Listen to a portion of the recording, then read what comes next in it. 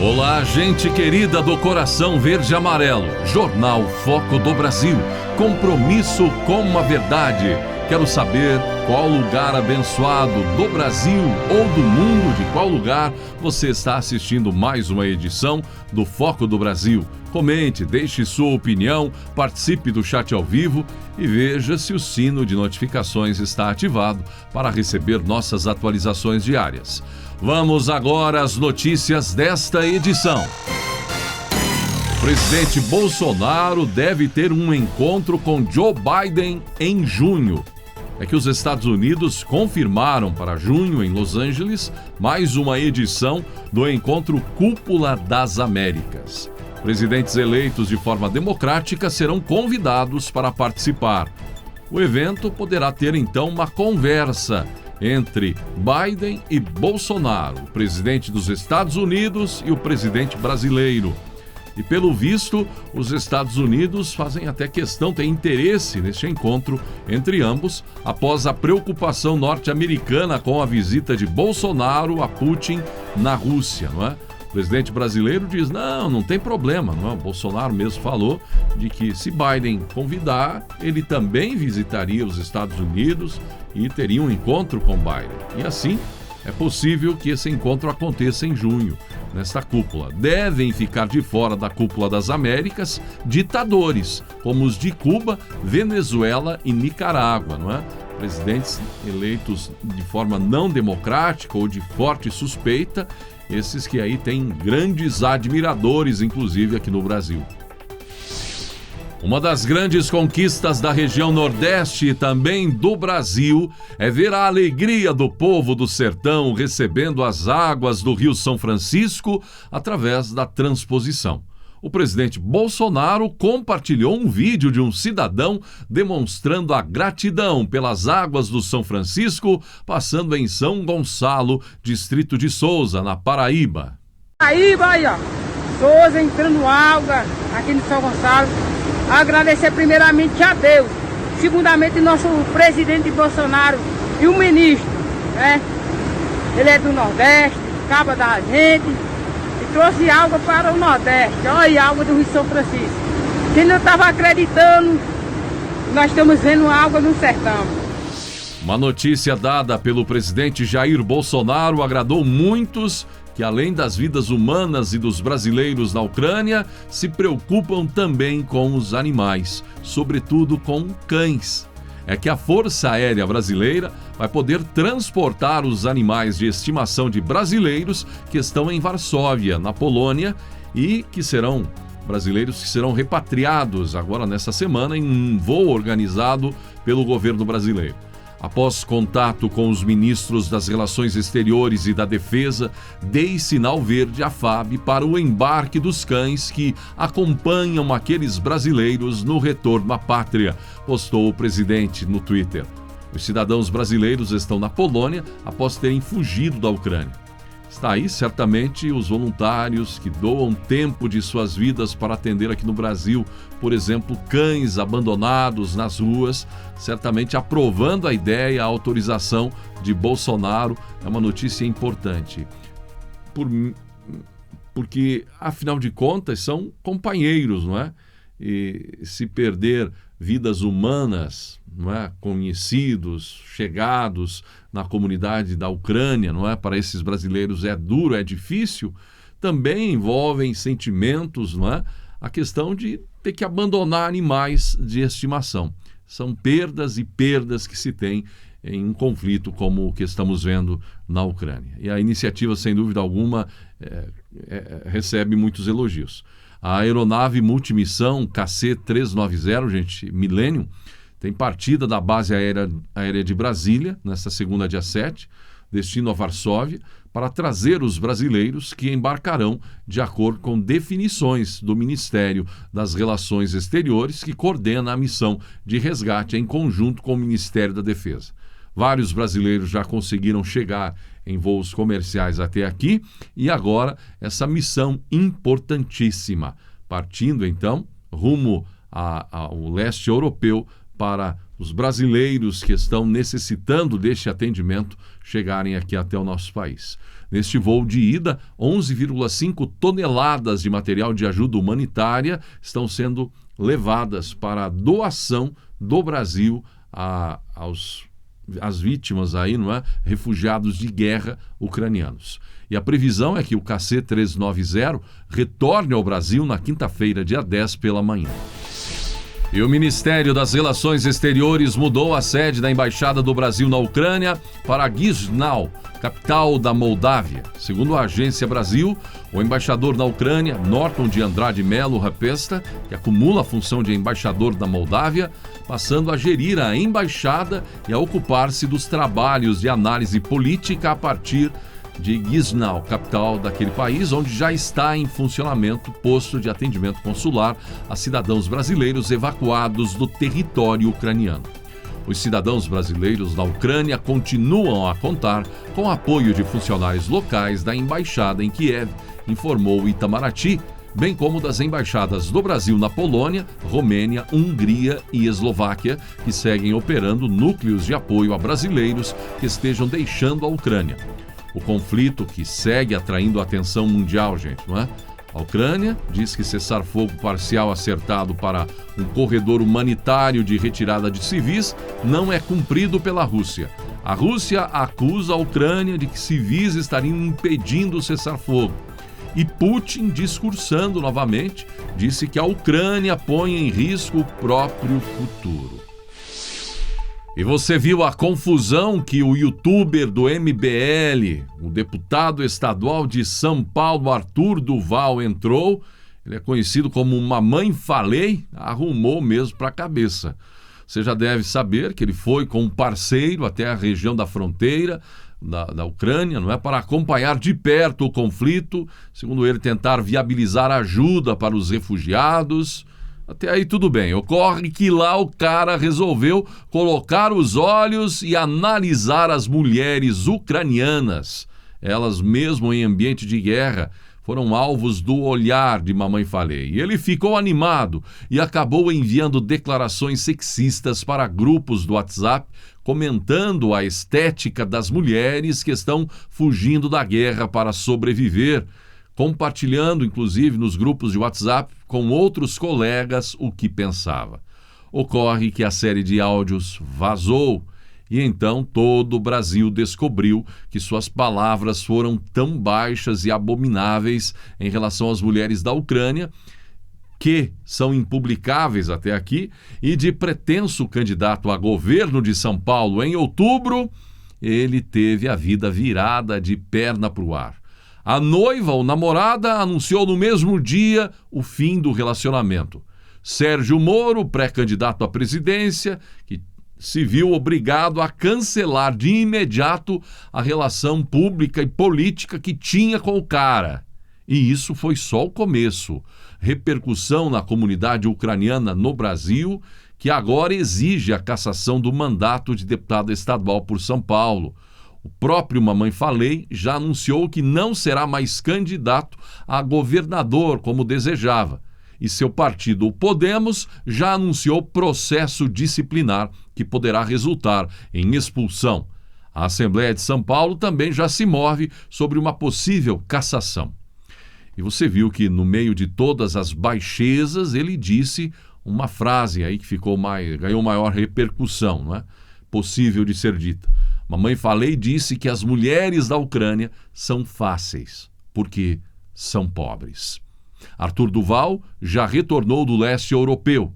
Na chegada ao Brasil, logo deu entrevista tentando explicar o inexplicável e publicou uma nota pedindo desculpas pela atitude. A ministra da Mulher, Família e Direitos Humanos, Damares Alves, comentou os áudios. Em suas redes, Damares afirmou que pedirá a cassação do parlamentar por conta do ocorrido. Nojento, baixo, sujo. São horripilantes as palavras de Arthur Duval. Não ficará sem resposta. Este comportamento não é compatível com o de um representante do povo. Pediremos sua cassação imediata, disse Damares. O inferno astral de Sérgio Moro. Pois é, gente. Com esse episódio de Mamãe Falei, um franco apoiador de Moro, Mamãe Falei faz parte, ou fez, do tal MBL, não é? Juntamente com outros nomes, inclusive o de um deputado federal que há poucos dias se meteu em uma confusão das grandes naquelas declarações do próprio deputado e, sobretudo, de um apresentador de um podcast, não é? Ambos são defensores da candidatura de Sérgio Moro, deputado, Mamãe Falei, entre outros, do MBL. E, inclusive, Moro reconheceu já que tem nesse MBL um ponto importante, um pilar de sua pré-candidatura. E agora o negócio virou uma bomba. Dizem que o jeito que saiu do Ministério da Justiça, o Moro, não é? Atirando contra Bolsonaro, traição vista, não é? Soou como traição, tudo aquilo grave para muitos, agora está voltando ao ex-juiz, mesmo que de forma involuntária, com esses episódios, com alguns dos apoiadores aí envolvidos, atingindo diretamente sua pré-candidatura. Neste caso, trazendo um enorme constrangimento. Antes do episódio, Moro chegou a expressar apoio ao deputado no caso da viagem dele à Ucrânia. É sempre louvável quando saímos do discurso e partimos para a prática, afirmou o ex-juiz no Twitter em apoio à Mamãe Falei. Pois é, só que a prática foi totalmente diferente do que era esperado, não é? E agora não quer mais Moro nem ouvir falar em Mamãe Falei. E se fosse só isso, além de se preocupar com o fraco desempenho também nas tais pesquisas, Moro ainda levou um outro grande susto. Esteve em Maringá, no Paraná, e viu falar disso, quando visitava ali uma cooperativa. E no momento em que ele estava na cooperativa, ele estava no ambiente administrativo da unidade, aconteceu uma explosão acidental na área operacional, no chão de fábrica, que inclusive, infelizmente, consumiu a vida de 2 operários. Como disse, Moro estava em visita ao setor administrativo da unidade, não foi atingido. Mais tarde, ele até passaria perto do tanque que explodiu. Estava junto com o senador Álvaro Dias e o ex-ministro Chico Graziano. De toda forma, foi um susto tremendo. Com a aproximação da desincompatibilização eleitoral, período em que servidores públicos precisam se afastar de seus cargos para que possam se candidatar nas eleições, teremos as saídas de ministros do presidente Jair Bolsonaro, não é? Já sabemos alguns nomes, estão praticamente certos que irão sair, outros ainda não decidiram se irão deixar seus ministérios, mas é uma questão aí de menos de 30 dias para tudo estar definido. O jornalista Alexandre Magnani fez uma análise dos nomes que saem. E isso é importante até saber, não é? Os possíveis substitutos. Você tem curiosidade sobre isso? Preste atenção. Infraestrutura. A saída do ministro Tarcísio deve se concretizar para disputar o governo do estado de São Paulo. Deve ser substituído por seu atual secretário executivo, Marcelo Sampaio. Cidadania. Com a saída de João Roma para concorrer ao governo da Bahia, Pedro Guimarães, presidente da Caixa, poderá substituí-lo. O secretário especial do Esporte, Marcelo Magalhães, corre por fora. Agricultura, Pecuária e Abastecimento. Tereza Cristina irá sair do ministério para se candidatar ao Senado por seu estado, Mato Grosso do Sul, se não for candidata a vice de Bolsonaro. Marcos Montes, atual secretário executivo, é um nome muito bem visto pela Frente Parlamentar do Agro e por integrantes do governo. Pode ser um eventual substituto. Também o senador Luiz Carlos Reins poderá ser convidado para assumir a pasta caso desista de disputar o governo do Rio Grande do Sul. Ciência, Tecnologia e Inovações. O ministro Marcos Pontes anunciou recentemente que deixa o ministério para se candidatar, provavelmente por São Paulo, a deputado federal ou a senador. deve ser substituído pelo secretário de Pesquisa e Formação Científica do Ministério, Marcelo Morales, é o que diz a análise do jornalista. Mulher, Família e Direitos Humanos. Caso a ministra Damares deixe o cargo para se candidatar, deve ser substituída por Tatiana Alvarenga, secretária executiva do Ministério. Saúde, caso se confirme a saída do ministro Marcelo Queiroga, Rodrigo Cruz, secretário executivo do Ministério, é apontado como eventual substituto para a pasta. Turismo, ainda há uma incógnita a respeito da saída de Gilson Machado. Ele já definiu o estado de Pernambuco como seu palanque eleitoral, mas ainda não definiu para qual cargo irá concorrer. Há até a possibilidade, inclusive, de ele vir a ser vice de Bolsonaro. Caso se concretize sua saída, Carlos Brito, presidente da Embratur, pode substituí-lo. Com a saída de Brito da Embratur, Paulo Guedes Landim é cotado para ser o novo presidente da empresa. Justiça e Segurança Pública. O ministro Anderson Torres quer se candidatar ao Senado pelo Distrito Federal. No entanto, Flávia Arruda, ministra da Secretaria de Governo, também tem a mesma pretensão. É uma decisão que ainda está pendente. Todavia, caso o ministro saia para disputar as eleições, alguns nomes são apontados para a pasta. Entre eles, Eduardo Age, o ex-diretor-geral da PRF, Vicente Santini, secretário nacional de Justiça, e Bruno Bianco, advogado-geral da União. O último é o menos provável, pois pode ou deve permanecer na AGU ou ir para o Ministério do Trabalho e Previdência com a saída de Onyx. Trabalho e Previdência, com a saída de Onyx Lorenzoni para disputar o governo do estado do Rio Grande do Sul, Bruno Bianco, então atual AGU e secretário executivo do ministro, ou Bruno Dalcomo, atual secretário executivo do Ministério. Advocacia Geral da União, Bruno Bianco, atual AGU, não deve se descompatibilizar da função para disputar um cargo eletivo. Porém, pode ser que ele, como falamos, saia de seu posto atual para substituir Onyx Lorenzoni. Bianco foi secretário especial do Trabalho e Previdência no Ministério da Economia e foi, por um curto período, secretário executivo do Ministério do Trabalho e Previdência.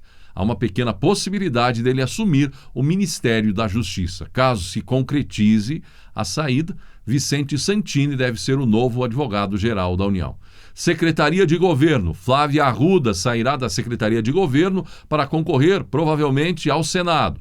Há parlamentares da base aliada, que defendem o retorno do general Luiz Eduardo Ramos para a Secretaria. A Secretaria-Geral da Presidência, caso o desejo de alguns parlamentares da base se concretize, 3 nomes poderiam assumir a cadeira deixada por Ramos. Seriam eles: Almirante Flávio Rocha, secretário de Assuntos Estratégicos da Presidência, Pedro César Souza, subchefe de Assuntos Jurídicos da Presidência, e Celito Faria, chefe do gabinete pessoal do presidente da República. Tem ainda Desenvolvimento Regional.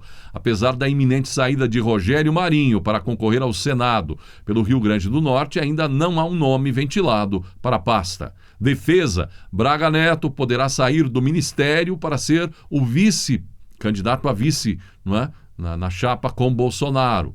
No entanto, ainda não há nada de concreto a respeito. O almirante Almir Garnier, comandante da Marinha, é um nome forte para assumir o ministério. Tá? Então, uma movimentação, e tudo indica que, com todas essas mudanças, ainda assim, o governo Bolsonaro continuará sendo, até o final do ano, pelo menos, um governo com ministérios técnicos, não é? A maioria saindo do próprio ministério, de alguma secretaria, enfim, para assumir o cargo principal de ministro. A ex-loira do Tchan, Silmara Miranda, atual agente da Polícia Rodoviária Federal, teve um encontro nesta semana com o presidente Jair Bolsonaro para apresentar os resultados da corporação desde 2019, quando Bolsonaro assumiu a presidência. Segundo Miranda, o presidente ficou feliz. Em seu Instagram, Miranda postou um vídeo ao lado de Bolsonaro junto a outros agentes da Polícia Rodoviária Federal. Na legenda, a ex-loira do Tchan, como é conhecida ainda, disse que a PRF causou um prejuízo de 23 bilhões de reais a organizações criminosas e enalteceu o trabalho da polícia. Minha PRF está ou não de parabéns? Acho que o presidente ficou feliz com o resultado. A sociedade agradece, escreveu a agente. Miranda foi dançarina no grupo El Chan de 2003 a 2007. Em 2020, ela entrou para a Polícia Rodoviária Federal. Formada em jornalismo, a ex-loira do Chan foi então nomeada chefe de comunicação da corporação em outubro do ano passado. E inclusive alegando que sofreu preconceito de colegas por causa de seu passado como dançarina. A ausência da verdade teve o objetivo de prejudicar a minha imagem e anular todo o esforço que fiz para chegar até onde cheguei, já desabafou ela. Uma casa se torna um lar quando você pode escrever "Eu te amo" nos móveis. Eu não posso dizer quantas horas incontáveis eu passei limpando. Eu costumava passar pelo menos 8 horas todo fim de semana me certificando de que as coisas estavam perfeitas, no caso de alguém aparecer. Não é assim? Você não pode dizer o mesmo? Ah, se vai aparecer uma visita em casa, quanto sufoco, limpeza, cuidado, enfim, trabalho. Então, eu percebi um dia que ninguém veio. As visitas mancavam, falhavam. E nem sempre tinha visita para vir. Eles estavam todos fora, vivendo a vida, se divertindo, filhos, enfim. O tempo passou. Agora, quando as pessoas me visitam, não vejo necessidade de explicar as condições da minha casa. Eles estão mais interessados em ouvir sobre as coisas que tenho feito enquanto estive fora, vivendo a vida e me divertindo. Se você ainda não descobriu isso, por favor, preste atenção a este conselho. A vida é curta. Então aproveite. Tire o pó se for preciso. Mas não seria melhor pintar um quadro ou escrever uma carta, assar um bolo ou plantar uma semente, ou até mesmo ponderar sobre a diferença entre querer e precisar? Poeira, se for preciso, mas não há muito tempo. Com rios para nadar, montanhas para escalar, música para ouvir e livros para ler, amigos para amar e vida para levar, limpar a poeira se for preciso? Para que perder tempo? Olha, os mundos lá fora, com o sol em seus olhos, o vento em seu cabelo, um tremor de neve, uma chuva. Muito melhor do que limpar poeira. Este dia com coisas maravilhosas não virá novamente. Limpar poeira? Mas tenha em mente, a velhice virá e ela não é gentil. E quando você for e você deve ir, você mesmo fará mais poeira. Não é o que você coleta, mas o que você espalha que diz que tipo de vida você vive ou viveu. Lembre-se, uma camada de poeira protege a madeira abaixo dela. Pense nisso. Assim chegamos ao final desta edição do Jornal Foco do Brasil. Gratidão pela sua atenção e que Deus abençoe a você, sua família, o nosso Brasil e o mundo.